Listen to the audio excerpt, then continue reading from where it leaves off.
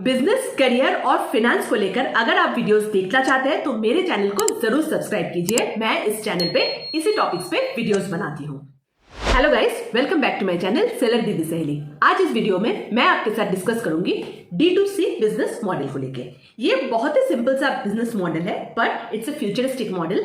Future में जाके सारे बिजनेस को ये मॉडल अपनाना पड़ेगा अपने बिजनेस को सस्टेन करने के लिए। तो अगर आप अपना बिजनेस स्टार्ट कर रहे हैं तो जितनी जल्दी हो सके आप अपने बिजनेस में इस मॉडल को इंट्रोड्यूस कीजिए। D2C बिजनेस मॉडल एक बहुत ही सिंपल बिजनेस मॉडल है। इसमें क्या होता है कि आप अगर कोई प्रोडक्ट बनाते हैं, प्रोड्यूस करते हैं, तो वो आप डायरेक्टली कंज्यूमर्स को बेच रहे हैं और इसके बीच आपके और कंज्यूमर के बीच कोई बिजनेस चैनल नहीं रहता है। इसको हम D2C कहते हैं, डायरेक्ट टू कंज्यूमर्स। ज्यादातर बिजनेस में देखा जाता है, प्रोडक्ट बिजनेसेस में, कि क्या होता है कि कोई भी प्रोडक्ट जब फैक्ट्री से मैन्युफैक्चर होके आता है तो वो डायरेक्टली कंज्यूमर के पास नहीं पहुंचता है। पहले वो पहुंचता है किसी CSA, सेंट्रल स्टॉकिस्ट एजेंसी के पास। उसके बाद वो प्रोडक्ट चला जाता है स्टॉकिस्ट के पास, उसके बाद स्टॉकिस्ट से रिटेलर के पास और फिर रिटेलर से जाता है कंज्यूमर के पास। ये एक ट्रेडिशनल बिजनेस मॉडल है। पर D2C बिजनेस मॉडल में प्रोडक्ट इन सारे जो बिजनेस चैनल्स है इनको हटाकर डायरेक्ट कंज्यूमर के पास पहुंच जाता है, प्रोड्यूसर से कंज्यूमर के पास। तो ये होता है D2C मॉडल।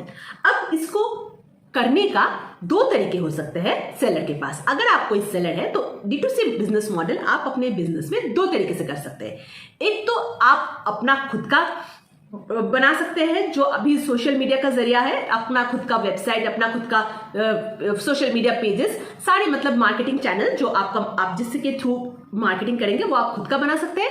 या फिर आप जो बनाए हुए हैं जैसे कि Amazon हो गया, फ्लिपकार्ट हो गया, उसका भी सहारा ले सकता है। ये डिपेंड करता है आपके प्रोडक्ट पे कि आप कौन से चैनल का इस्तेमाल करेंगे अपने कस्टमर्स के डायरेक्टली पहुंचने के लिए। तो चलिए देख लेते हैं कि D2C बिजनेस मॉडल के प्रॉस क्या क्या है, मतलब कि क्या क्या उसकी खूबियां हैं, और एंड में आपको बताऊंगी कि क्या क्या इसकी खामियां हैं और जो लोग अपना बिजनेस नया स्टार्ट कर रहे हैं उनको कौन कौन सी बातें ध्यान में रखनी चाहिए ये D2C मॉडल को अपने बिजनेस में इस्तेमाल करने के लिए। तो D2C मॉडल का सबसे बड़ा बेनिफिट, दो ही बेनिफिट्स है, वो मैं आपको बताऊंगी, और ये सबसे बड़ी बेनिफिट है जिसके लिए D2C मॉडल इतना मार्केट में अभी हिट है। और वो है कि क्योंकि इसमें बीच में कोई मिडिलमैन नहीं रहता है तो प्रॉफिट मार्जिन सेलर को, जो सेलर है जो प्रोडक्ट बेचता है, उनके लिए काफी हाई हो जाता है। बीच में कोई किसी को प्रॉफिट मार्जिन का शेयर नहीं देना पड़ता है, आप अकेले खुद का प्रॉफिट मार्जिन एंजॉय कर सकते हो, तो इसलिए प्रॉफिट मार्जिन बहुत हाई रहता है। और किसी भी बिजनेस में प्रॉफिट मार्जिन का हाई रहना बहुत मायने रखता है। सेकेंड बेनिफिट जो D2C बिजनेस का है वो ये है कि D2C बिजनेस, क्योंकि ये डायरेक्टली आप अपना जो माल है वो कंज्यूमर्स को बेचते हैं, वहां पे आपका कंज्यूमर्स के ऊपर पूरा कंट्रोल होता है। उनसे आप डायरेक्टली फीडबैक ले सकते हैं, आप उनका एक सर्वे कर सकते हैं, आप उनका चॉइसेस को जान सकते हैं, आप उनसे डायरेक्टली कांटेक्ट कर सकते हैं, डायरेक्टली उनसे इंटरैक्ट कर सकते हैं। तो कंज्यूमर्स और जो सेलर्स होते हैं उनका जो रिश्ता होता है यहाँ पे बहुत स्मूथ एक एस्टैब्लिश्ड होता है। एंड सेकंड थिंग, क्योंकि आपका प्रॉफिट मार्जिन यहाँ पे आपको मिलता है, गैप मिल जाता है आपको अच्छी खासी, तो आप कंज्यूमर्स को बहुत अच्छा डिस्काउंट्स भी ऑफर कर सकते हैं, जो ट्रेडिशनल चैनल में जो प्रोडक्ट सेल होते हैं सेम कैटेगरी के प्रोडक्ट्स ऑफर नहीं कर सकते, क्योंकि उन प्रोडक्ट्स को अपना जो रिटेलर होता है, अपना जो स्टॉकिस्ट होता है, उनको भी कुछ प्रॉफिट मार्जिन शेयर करना होता है। तो चलिए अब देखते हैं D2C बिजनेस मॉडल के कॉन्स, यानी कि इसकी खामियां क्या क्या है। वैसे देखा जाए तो ये एक बहुत अच्छा बिजनेस मॉडल है, पर फिर भी इसमें दो तीन चीजें हैं जो आपको ध्यान में रखना होगा अपने बिजनेस में ये अपनाने से पहले, और वो है हाई कस्टमर एक्विजिशन कॉस्ट। देखिए, जब आप D2C मार्केट में जा रहे हैं, जब आपके और कंज्यूमर के बीच कोई नहीं है, तो आपको अपनी मार्केटिंग खुद करनी पड़ेगी। तो आपको वहां पे एक बहुत ज्यादा अमाउंट पैसा खर्च करना होगा अपने मार्केटिंग के ऊपर।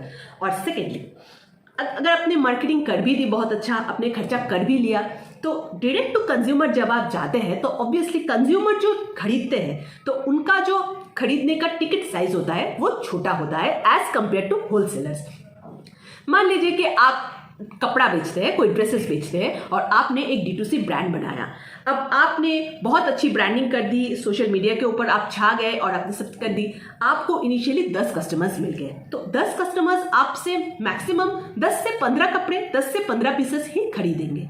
लेकिन अगर आप D2C के बजाय अपना जो नॉर्मल ट्रेडिशनल सेल्स का चैनल है उसके जरिए गए किसी भी स्टॉकिस्ट के थ्रू, किसी भी सेंट्रल स्टॉकिस्ट एजेंसी के थ्रू, तो वो आपसे बल्क में खरीद लेते हैं। वो आपसे बल्क में खरीदने से आपको क्या सुविधा होती है कि आपको इनिशियली बिजनेस का एक अच्छा अमाउंट मिल जाता है, क्योंकि इनिशियल बिजनेस में इंपॉर्टेंट क्या होता है, पैसे का रोल होना, फंड का रोल होना।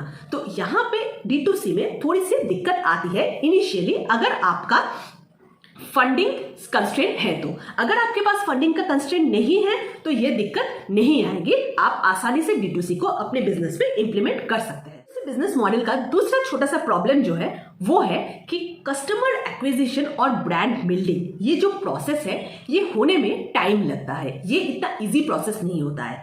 जब आप बिजनेस की शुरुआत करते हैं तो आप नए होते हैं, आपको कोई जानता नहीं होता है, तो आपका जो ब्रांड होता है उसको इस्टेब्लिश करने में, मार्केट में कस्टमर्स को ये मैसेज पहुंचाने में कि हाँ आप भी मार्केट में एग्जिस्ट करते हैं, आप अच्छे क्वालिटी का प्रोडक्ट बेच रहे हैं, आप इस कैटेगरी में नए हैं, ये जो मैसेज है ये कस्टमर्स तक पहुंचाने में थोड़ा टाइम लगता है। इसलिए D2C ब्रांड को एस्टैब्लिश करना मार्केट में ये एक टाइम टेकिंग प्रोसेस है, इसमें समय लग जाता है।